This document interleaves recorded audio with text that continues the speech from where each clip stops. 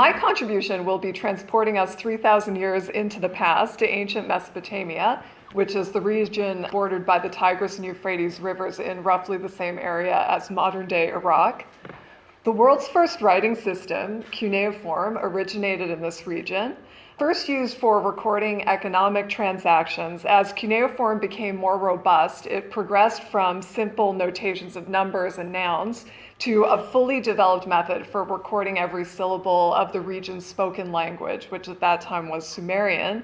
And soon scribes were using cuneiform to compose a variety of other texts, including royal inscriptions, legal documents, personal letters, and literature. Stories of the Mesopotamian hero Gilgamesh are among the earliest that were committed to writing. 3 poetic fragments detailing his exploits survive from the Ur-3 period, which is circa 2112 to 2004 BCE, and by the Old Babylonian period, circa 1894 to 1595 BCE, scribes in training were studying these Sumerian poems in scribal schools and also beginning to record Gilgamesh legends in a second language, Akkadian, which is a Semitic language that's related to modern-day Arabic and Hebrew. These Akkadian narratives incorporate some material from their Sumerian predecessors, but they also introduce many new elements that may derive from the oral tradition. Whereas each of the Sumerian Gilgamesh poems was self-contained, telling one specific story about the hero, the Akkadian texts begin to form a cycle that weaves individual episodes and adventures into one longer narrative and addresses themes of nature and culture, love and friendship, and life and death. In the late 2nd millennium BCE, this integrated Gilgamesh narrative became fixed into a 12-tablet text known to us as the standard Babylonian Gilgamesh epic, but known to the ancients as Shah Nakba Imuru, or He Who Saw the Deep. So this version of the Gilgamesh story was faithfully copied for 1,000 years and was housed in libraries and tablet collections throughout Babylonia and Assyria. In my talk today, I would like to consider physical cleanliness as a motif in the standard Babylonian Gilgamesh epic. While the epic has been the subject of a great deal of scholarly discussion over the past century and a half, little attention has been paid to how episodes of body cleaning in the story reinforce the narrative's thematic content, observe its literary structure, and reveal broader Mesopotamian social norms. There are 4 major instances of body cleaning in the epic featuring 3 different characters, Enkidu, Ninsun, and Gilgamesh. By major, I mean that in these cases the body washing is described in some detail by comparison to a small number of passages where cleaning is mentioned only in passing. So at the beginning of the story, Gilgamesh is a thoughtless young king of the city of Uruk who is using his prodigious strength, his massive size, and his political authority to abuse his subjects. Hearing the anguished cries of Gilgamesh's citizens, the gods decide to create the superhuman Enkidu from clay as a rival for Gilgamesh, although their plan ultimately backfires when Gilgamesh and Enkidu become fast friends. Immediately after his creation, the gods deposit Enkidu in the wilderness outside of the city, where at first he contents himself to run naked with the animals. Allied with the wildlife, Enkidu begins to cause trouble for the local hunters by filling in their pit traps and dismantling their snares. On the advice of Gilgamesh, the hunters begin the process of civilizing Enkidu and alienating him from his wild companions.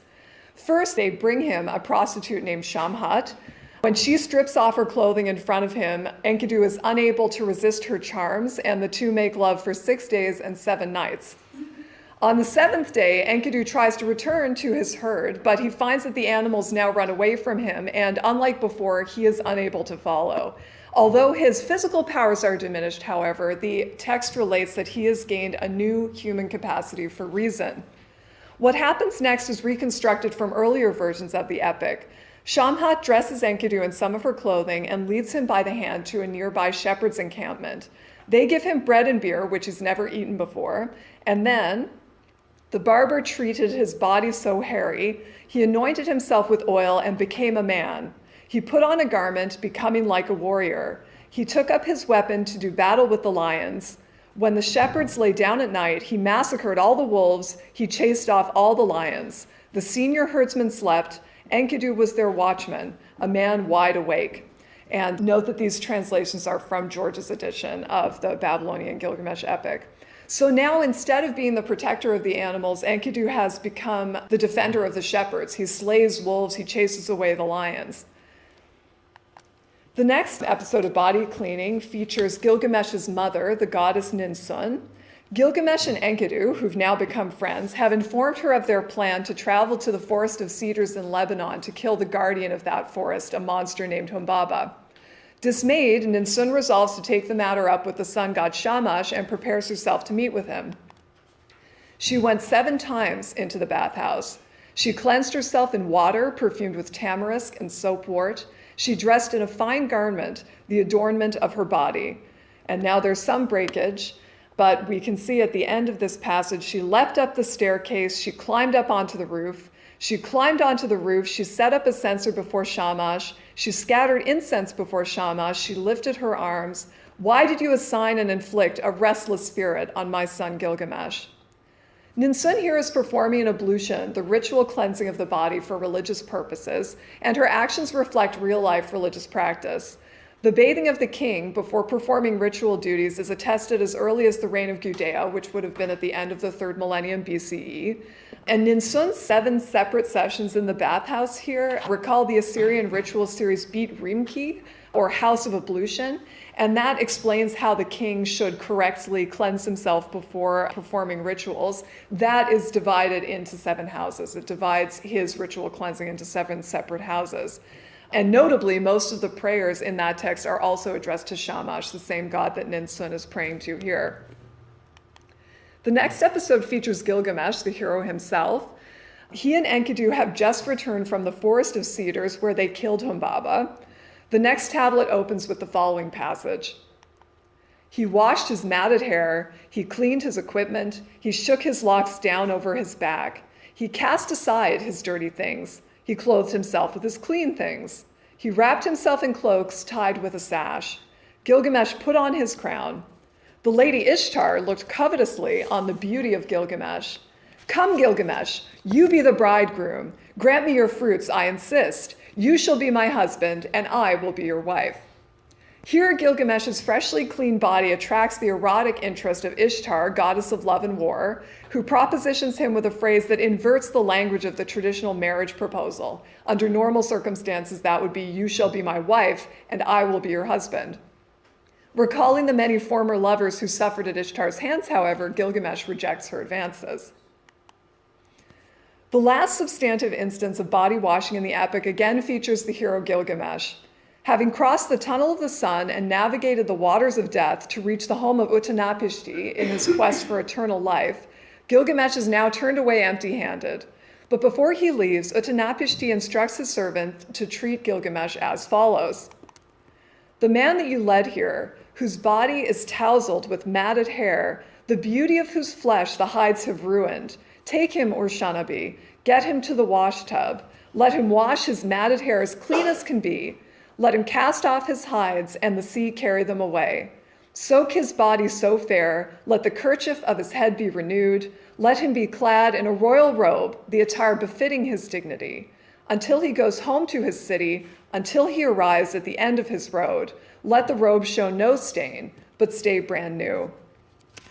So cleansed, Gilgamesh returns home to his city Uruk, concluding the epic narrative. The 4 instances of body cleaning in the epic share several common components, including the bathing of the body, the grooming of the hair, the use of perfumed oils or other fragrances to scent the body, and the wearing of clean garments.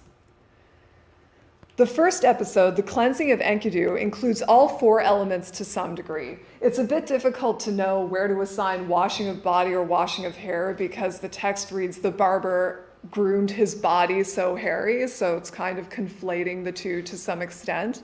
The second episode with Ninsun features 3.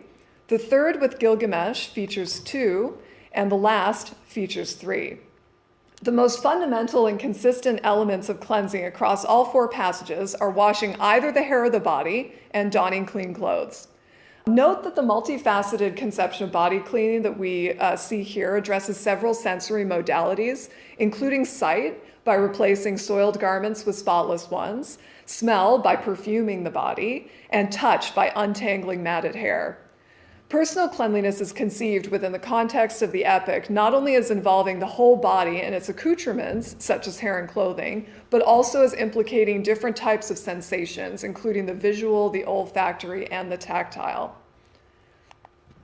Next, I'd like to appraise how bathing functions within the plot of the narrative by considering the consequences of each episode of body cleaning. After Enkidu washes himself, he takes up arms against his former companions, protecting shepherds from wild animals instead of defending wildlife from human encroachment.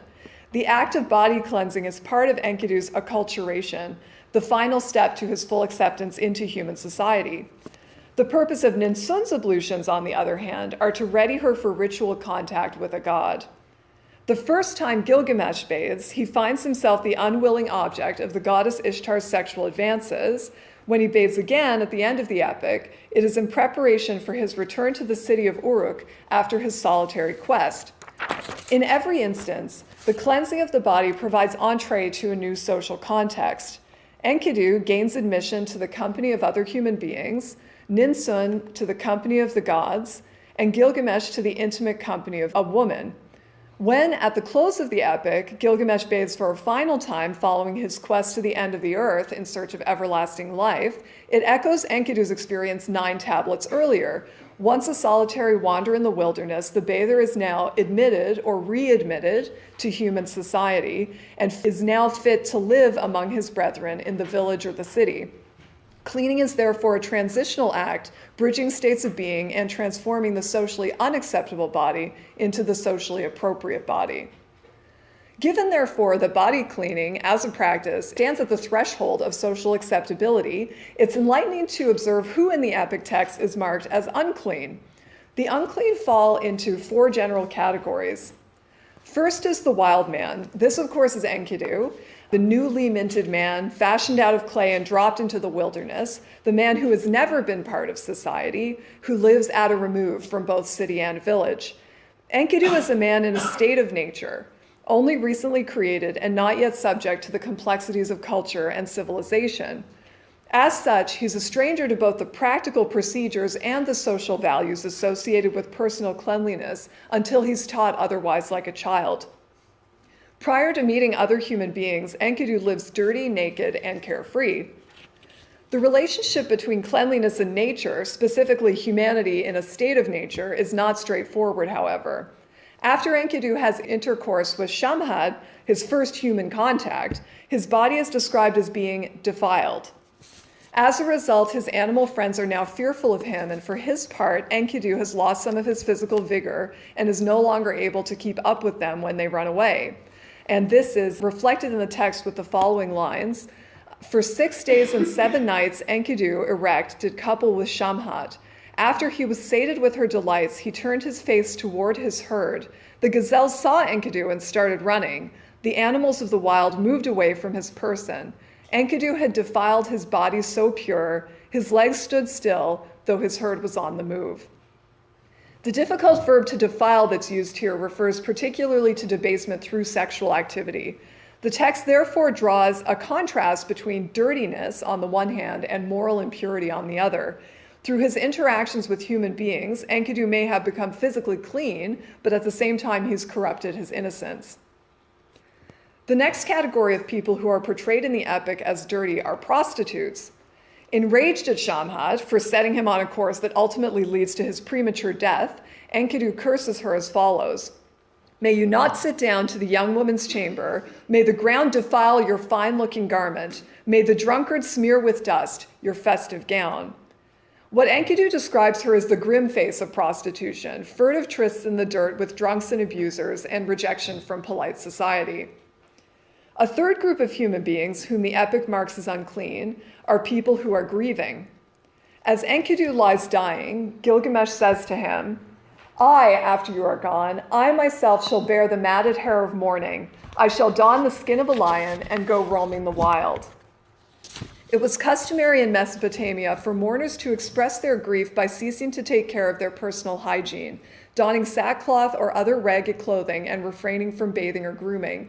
It is this practice that the epic draws on here. Gilgamesh will take on the traditional outward signs of mourning, including uncleanliness. Now, these first three groups are to some extent predictable, representing classes of individuals who would be associated with uncleanliness in many cultures. The last category, however, is perhaps more surprising: the dead. The epic marks those who have died as dirty in two respects. First, the corpse itself disintegrates and decays. So Enkidu describes his own body after death as filled with dust and devoured by grubs like an old garment. Then the spirit of the deceased would find little relief from the state of pollution in the afterlife. The epic refers to the netherworld as the house of dust, a place whose residents are deprived of light, where dust is their sustenance, their food clay. They are clad like birds in coats of feathers, and they cannot see light, but dwell in darkness. In the 12th tablet of the epic, Enkidu is warned not to wear clean clothes or perfume in the netherworld, or the wraiths will identify him as a stranger by his cleanliness. All four groups have in common that they stand outside the social order. Each represents a different way that one can be alienated from society. Enkidu, living in the wilderness, represents physical separation from other human beings. Prostitutes represent economic or class separation. The grieving represent emotional or psychological separation. And finally, the dead represent biological separation. The manner of their exclusion also differs. The wild man has never participated in society. Prostitutes have been cast out by society, and the grieving experience a self-imposed exile from society. The dead have undergone a transformation in their state of being and have fundamentally ceased to be human. For that reason, they can no longer be social actors. So what then of the relationship between cleaning and value? What purpose does the motif of body cleaning serve in the epic text? While cleanliness is positioned as a virtue only implicitly in the standard Babylonian epic of Gilgamesh, it is recommended outright in a precursor to this version of the epic, where a character advises Gilgamesh, "Let your belly be full, keep enjoying yourself day and night. Every day make merry, dance and play day and night. Let your clothes be clean, let your head be washed, may you be bathed in water. Gaze on the little one who holds your hand. Let a wife enjoy your repeated embrace." One of the Sumerian Gilgamesh poems credits the hero himself with renewing ritual cleansing practices. Having brought down to the land the maize of Sumer, which at that time were forgotten forever, the orders and the rituals, you carried out correctly the rites of hand washing and mouth washing. The maize referred to here are a complex concept. They're a set of divine properties or ordinances that constitute the norms of civilized life. Other Sumerian myths also count body cleansing among these maize. The story of Inanna and Enki lists ritual hand washing among aspects of human civilization like wisdom, reverence, strife, the shepherd's hut, and the kindling of fire. So the merit of bodily cleanliness and its indispensability to communal living are among the key learnings that Gilgamesh brings back from his journey of discovery, a piece of knowledge from before the flood. The Babylonian epic of Gilgamesh is one of the earliest literary explorations of the purpose and meaning of human life. The hero embarks on a quest for immortality, only to discover that, for humankind, eternal life lies in enduring works and contentment in domestic comforts. The epic establishes the clean body as a prerequisite to social participation and consequently necessary for human fulfillment.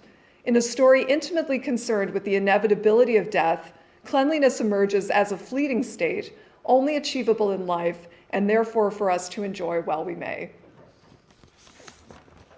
Thank you very much.